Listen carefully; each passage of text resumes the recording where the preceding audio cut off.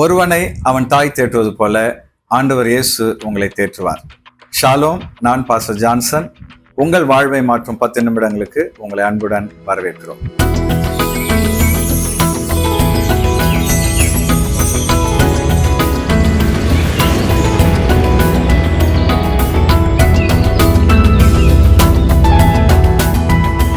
ரொம்ப கவலையோடு இருக்கீங்களா? உங்க வாழ்க்கையில எல்லாரும் கைவிட்டுட்ட நிலைமையில இருக்கீங்களா? எனக்குன்னு யாருமே இல்லைன்னு சொல்லி நீங்க கவலைப்படுறீங்களா?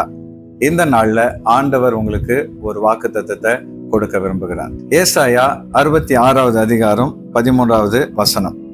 ஒருவனை அவன் தாய் தேற்றுவது போல நான் உங்களை தேற்றுவேன், நீங்கள் எருசலேமிலே தேற்றப்படுவீர்கள். பல நேரத்துல ஆறுதலுக்காக நம்ம ஓடுறோம். நம்முடைய வாழ்க்கையில கஷ்டங்கள் வேதனைகள் வரும்பொழுது நமக்கு அண்ணன் தம்பி ஆறுதல் சொல்லுவாங்களா, அக்கா தங்கச்சி அல்லது ஃப்ரெண்ட்ஸுங்க ஆறுதல் சொல்லுவாங்களான்னு சொல்லி நம்ம போறோம்.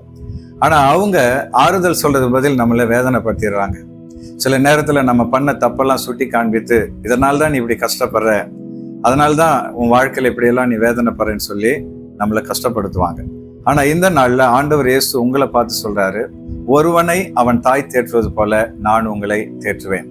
இந்த உலகத்துல கடவுளுடைய அன்புக்கு அடுத்து நம்ம இடத்துல அன்பு காமிக்கிறது அம்மா மாத்திரம்தான். அந்த அம்மா எப்படி ஒரு பிள்ளை கஷ்டப்படும் போது அழும்பொழுது கண்ணீரை தொடச்சி அரவணைக்கிறாங்களோ, அது போல ஆண்டவர் இயேசு உங்களை அரவணைப்பார். அவர் உங்களை ரொம்ப நேசிக்கிறார்.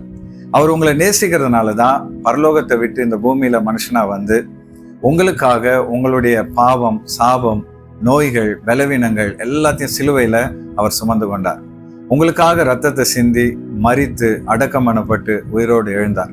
உயிரோடு எழுந்த ஆண்டவர் இன்னைக்கு உங்க பக்கத்துல தான் இருக்கிறார். அவர் எங்கேயோ தூரத்துல இல்ல. அவர் சொல்றாரு, கூப்பிடுகிற யாவருக்கும் நான் சமீபமாயிருக்கிறேன். ஆகவே ஆண்டவர் இயேசு உங்களுக்கு ஆறுதலையும் தேறுதலையும் தர விரும்புகிறார். ஆனா அதே நேரத்துல இந்த வாக்குத்தத்தம் உங்க வாழ்க்கையில பலிக்கணும்னா ஒரு கட்டளைய வேதம் சொல்லுது.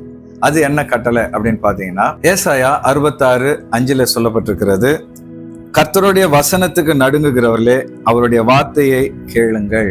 இந்த இடத்துல ஆண்டவர் சொல்றாரு, முதலாவது அவருடைய வசனத்துக்கு நாம நடுங்கணும். அதாவது ஆண்டவருடைய வேதத்தை பைபிளை வாசிக்கும் பொழுது அந்த வேத வசனத்துல சொல்லப்பட்டிருக்கிற வார்த்தைகளுக்கு நம்ம கீழ்ப்படிஞ்சு நடக்கணும். இரண்டாவது, அவருடைய வார்த்தைகளை நாம கேட்கணும். அவருடைய வேத வசனத்தை வாசிக்கணும். சபையில ஊழியர்கள் பண்ற பிரசங்கத்தை கேட்கணும். நம்முடைய வாழ்க்கையில அதை கேட்டு மனசுல வச்சு அதை நம்ம அபியாசப்படுத்தும் பொழுது ஆண்டவர் நம்மளை நிச்சயமா ஆசீர்வதிப்பார். அது மாத்திரம் இல்ல, ஆறுதல் இல்லாத நேரங்கள்ல, மனசு கஷ்டமா இருக்கிற நேரங்கள்ல ஆண்டவரே என்னை ஆசீர்வதிங்க, என்னை வழி நடத்துங்கன்னு சொல்லி இயேசுவை நோக்கி நீங்க கூப்பிடும் பொழுது ஒரு தாய் தன் பிள்ளையை தேற்றுவது போல அவர் உங்களை தேற்றுவார். இந்த வசனத்தின்படி ஆண்டவர் இயேசு உங்களை ஆசீர்வதிப்பாராக. Thank you and God bless you.